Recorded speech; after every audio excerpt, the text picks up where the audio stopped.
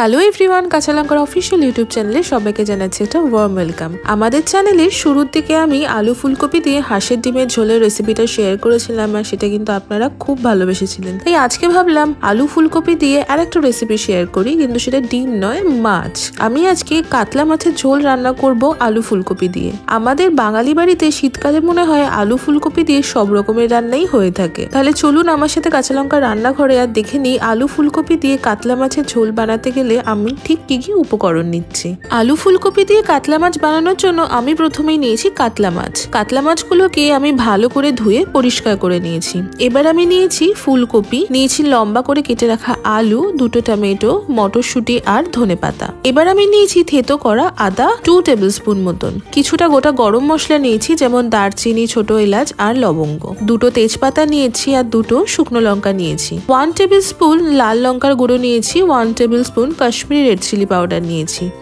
1 table spoon হলুদ গুঁড়ো। এবার নিয়েছি আমি 1 টেবিল স্পুন জিরে গুঁড়ো আর 1 টেবিল স্পুন ধনে গুঁড়ো, আর নিয়েছি 1 টেবিল স্পুন গরম মশলার গুঁড়ো। সবশেষে নিয়েছি 1 টিস্পুন গোটা জিরে আর স্বাদ মতো নুন এবং চিনি। যে কোনো মাছের ঝোল রান্না করার প্রথম স্টেপ হলো মাছগুলোকে ভালো করে ভেজে নেওয়া। আর মাছগুলোকে ভালো করে ভাজার আগে প্রথমে যেটা করতে হবে সেটা হচ্ছে সামান্য পরিমাণ হলুদ আর সামান্য পরিমাণ নুন মাছের উপর ভালো করে ছড়িয়ে দিয়ে মাছগুলোর সাথে ভালো করে আমি মাখিয়ে নেব।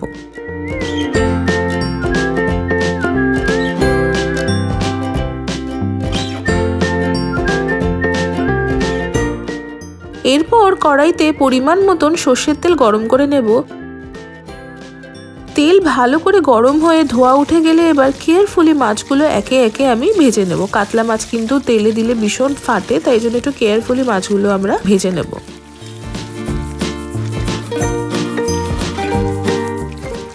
মাছটা বেশ খানিকটা লাল লাল করে ভাজা হয়ে গেলে আমি একটা প্লেটে মাছ ভাজাগুলো তুলে রাখছি।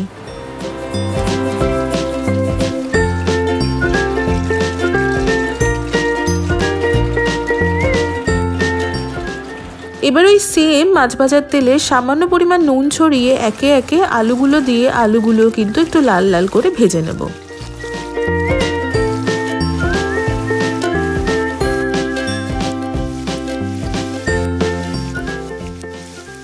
ছড়িয়ে দিলাম সামান্য একটুখানি হলুদ গুঁড়ো।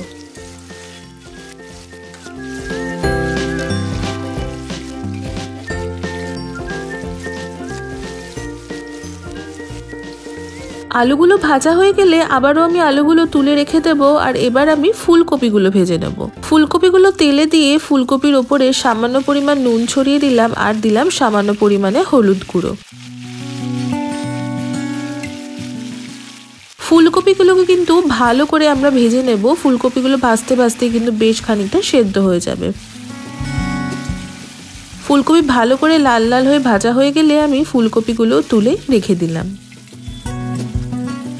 এবার ওই সেম তেলে আমি 1 টিস্পুন মতো ঘি দিয়ে দিলাম।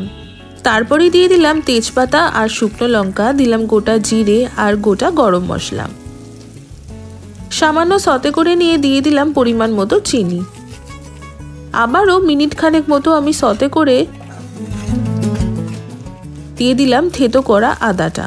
আপনারা খেয়াল করবেন আমি কিন্তু এই রেসিপিটাতে কোনো রকম পেঁয়াজ বা রসুন ব্যবহার করিনি। পেঁয়াজ রসুন ছাড়াও কিন্তু এই রেসিপিটা খেতে ভীষণ ভালো লাগে। আর আমি থেতো করা আদা ব্যবহার করেছি, কারণ থেতো করা আদাটা দিলে ফ্লেভারটা আর একটু বেশি ভালো আসে। আদাটা দেবার পরেই আমি 2 মিনিট মতন ভালো করে আদাটা ভেজে নেব। আর তারই মাঝে আমি জল গরম করতে বসিয়ে দিলাম। আমি এবার 2টো টমেটো দিয়ে দিলাম। টমেটোটা গোটা আমি ইউজ করছি, রান্না করতে করতে টমেটোটা গলে যাবে। টমেটো দিয়ে ভালো করে আমি রান্না করে নেব আরো 2 থেকে 3 মিনিট মতন। টমেটোটা রান্না করতে করতে গলে আসলে এবার আমি কড়াইশুঁটিগুলো দিয়ে দিলাম। কড়াইশুঁটিগুলো দিয়েও কিন্তু আমি মিনিট খানেক রান্না করে এবার পালা সব গুঁড়ো মশলাগুলো দিয়ে দেওয়ার। প্রথমেই আমি দেবো কাশ্মীরি রেড চিলি পাউডার আর তারপর দেবো নর্মাল লাল লঙ্কার গুঁড়ো। দিয়ে ভালো করে 20 থেকে 30 সেকেন্ড আমি রান্না করে নেব। এতে না কালারটা ঝোলে খুব ভালো আসবে। এবার দিলাম ধনে গুঁড়ো আর জিরের গুঁড়ো, দিলাম স্বাদ মতো নুন আর সামান্য একটুখানি হলুদ গুঁড়ো। ভালো করে সবকিছু মিক্স করে নেব। আর এবার দিয়ে দিলাম গরম মশলার গুঁড়োটা। মশলাগুলো খুব ভালো করে মিক্স করে নিয়ে এবার আমি গরম জল দেব, যাতে মশলা পুড়ে না যায়। আমি মোটামুটি 3 কাপ মতো গরম জল ঢেলে দিলাম।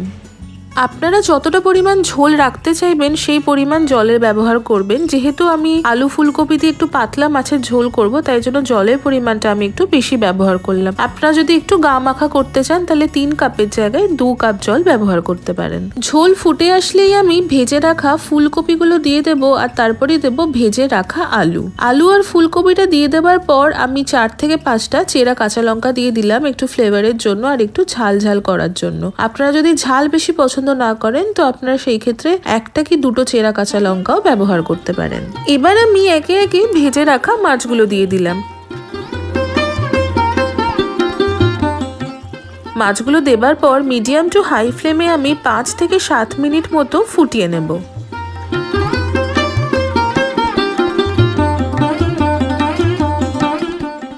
এরই মাঝে আমি সামান্য গরম মশলা দিয়ে দিলাম আর দিলাম 1 টিস্পুন মতো ঘি। ঘি আর গরম মশলাটা দিলে ফ্লেভারটা আর গন্ধটা কিন্তু ঝোলে দারুণ আসে। গ্যাসের ফ্লেমটা আমি অফ করে দিয়ে লাস্টে দিয়ে দিলাম ধনেপাতা কুচি। আলু আর ফুলকপি দিয়ে কাতলা মাছের পাতলা ঝোল কিন্তু একদম রেডি।